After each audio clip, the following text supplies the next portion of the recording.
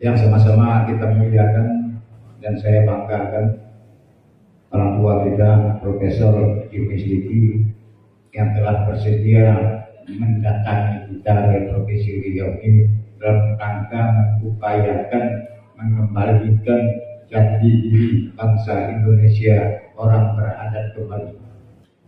Yang saya hormati Profesor diberi mohon abang saya yang telah memberikan ruangan ini seluas-luasnya kepada penelitian untuk menyelenggarakan acara ini. Terima kasih Bang. Yang saya hormati Bapak Gubernur atau yang mewakili, Pak Kapolda yang mewakili. Terima kasih juga kepada Bang saya Dr. Firdaus NTST, mantan Wali Kota dan baru bersedia hadir. Terima kasih Bang. Terima kasih juga saya ucapkan kepada sahabat saya dari Malaysia, Profesor Dr. Kamari Kasam. Beliau inilah yang menggagas acara ini bersama dengan saya sehingga terwujud sampai saat ini. Terima kasih juga kepada Puan Hajian Gereda, mantan Menteri Komoditi Malaysia yang bersedia meluangkan waktunya demi untuk kebersamaan kita di sini. Yang lainnya saya mohon maaf, yang kecil tidak disebutkan nama, yang besar tidak dipanggilkan gelar. Bagi kita yang hadir di sini semoga mendapatkan rahmat ya Allah Subhanahu wa taala. Amin amin ya rabbal alamin. Bapak Ibu sekalian yang saya hormati, dalam kesempatan ini izinkan saya sedikit memperkenalkan apa itu Lentari. Karena barang ini barang baru di Indonesia. Orang banyak yang bertanya, apa itu Lentari? Lentari itu adalah wadah tempat berkumpul kita. Kesingkatan Lentari itu dan kepanjangannya Lembaga Tinggi Masyarakat Adat Republik Indonesia. Kita dirikan pada tanggal 6 Januari 2015 di Jakarta. Memang kita dari Riau yang penggagasnya langsung. Alhamdulillah sampai saat ini Lentari itu sudah berdiri sebanyak 30 provinsi di Indonesia, 184 kabupaten kota yang telah di-SK-kan. Namun organisasi ini belum bisa berjalan maksimal karena belum ada sumber pendanaannya. Tapi alhamdulillah dukungan semangat kawan-kawan khusus di Riau saya luar biasa. Angkat tangan saya lihat karena ada perbedaan adat itu rupanya orang membuat tertarik daripada budaya itu. Yang pertama sekali dalam organisasi sayapnya ada namanya polisi adatnya. Jadi di dalam ADRT dari awal dulu kita udah sebutkan ada organisasi sayapnya, boleh polisi adat namanya, boleh hulu balang adat namanya, boleh yubalang adat namanya, boleh pencalang adat namanya, sesuai dengan adat istiadat daerah kita masing-masing. Yang kedua ada wanita adat Nusantara namanya.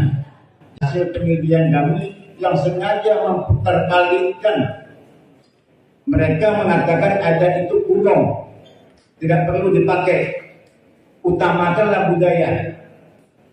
Kami bantu dengan dananya. Karena mereka tahu apabila adat itu berfungsi, adat itu berlaku di setiap daerah kita, di negeri kita masing-masing, orang-orang dari luar itu gak bisa ngapo-ngapo di negeri kita. Tapi kalau budayanya kita tampilkan, budayanya kita besarkan, semakin besar budaya kita tampilkan di negeri tercinta ini, semakin besar pula peluang budaya luar masuk ke negeri kita. Masuk budaya luar ke negeri kita pasti akan hancur dan berantakan tatanan adat istiadat yang ada di negeri kita. Kalau kita ingin melihat anak dan cucu kita selamat di masa yang akan datang dari budaya-budaya luar, satu-satunya yang bisa kita harapkan menjadi filternya adalah berlakukan kembali, fungsikan kembali, pergunakan kembali aturan hukum adat yang ada di daerah kita masing-masing. Kalau kita tidak bisa memfungsikan, tidak bisa memperlakukan aturan hukum adat yang ada di daerah kita masing-masing, tunggulah kehancuran negeri ini oleh budaya-budaya luar. Yang kedua, aturan hukum agama. Hukum agama itu dijalankan oleh ustadz, kiai, pendeta, dan segala macamnya untuk kemaslahatan umatnya. Yang ketiga itu hukum negara. Hukum negara dijalankan oleh pemerintah mulai dari RT sampai ke RW. Itu yang disebut dalam bahasa adatnya tali berpilih tiga, tumbuh tiga sejalangan. Masing-masing menjalankan itu untuk kemaslahatan umatnya dan kebaikan. Kita para lembaga adat, kita para sesepuh adat, tokoh adat kurang menjalankan adat. Saya banyak memperhatikan di tingkat-tingkat sekolah, anak-anak TK, ibunya ngantarkan anaknya sekolah, anak lagi main-main, disuapin lagi makan, dari anaknya saja, habis lagi makan gitu. Dari kecil anak kita sudah diajar, dididik makan berdiri.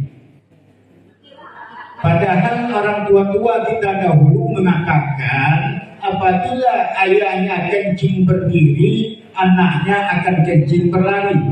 Sekarang ibu-ibu ngajar anaknya ngasih makan berlari. Bagaimana nanti besar anaknya itu? Padahal itu sepele, Pak Bu. Tapi moral dan akhlak anak-anak kita sangat hancur ke depannya. Nah itu kecil cuma pada sepele. Dan adat itu kalau kita sudah nyatakan adat itu sudah merangkum semua secara kehidupan kita, baik ekonominya, keamanannya, lingkungannya, tata tertibnya, budayanya, akhlaknya, panggilannya, sapaannya, itu sudah diatur oleh adat istiadat kita semua.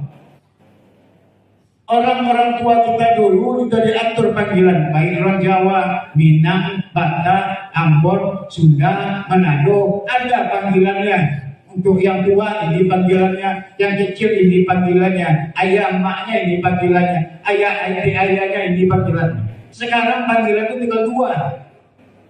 Yang laki-laki dipanggil om, yang perempuan dipanggil tante.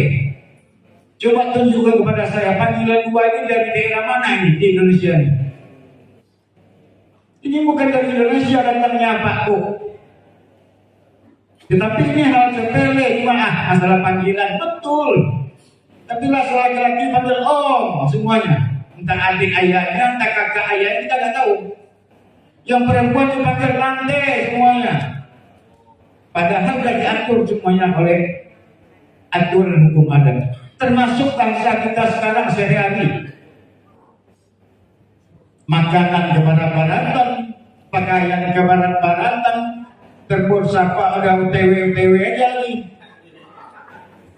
Lama-lama saya khawatir bahasa ini hilang, bahasa Indonesia. Sama-sama kita satu kampung kan ada orang bahasa Indonesia tuh. Kan ajaib jadinya. Itulah celakanya kita orang Indonesia ini. Saya sudah cek dari Sabang sampai ke Merauke. Sayang, beri sayang, kita orang Indonesia ini bangga dengan punya orang, gengsi dan malu dengan punya kita. Padahal adat istiadat kita itu dicari oleh orang barat sana, seperti yang dikatakan oleh Profesor Jimmy Stikiri. Mereka gak punya adat di sana. Yang kuno-kuno itu mereka cari di Indonesia ini. Tetapi kita malu dengan punya kita, ngikut malah dia punya orang lagi. Nah ini termasuk beban kita bersama, makanya kita dalam tari itu bukannya milik satu suku, bukannya milik satu bangsa, asal dia orang Indonesia, dia beradat apapun sukunya, apapun agamanya, dalam tari ini adalah milik kita bersama.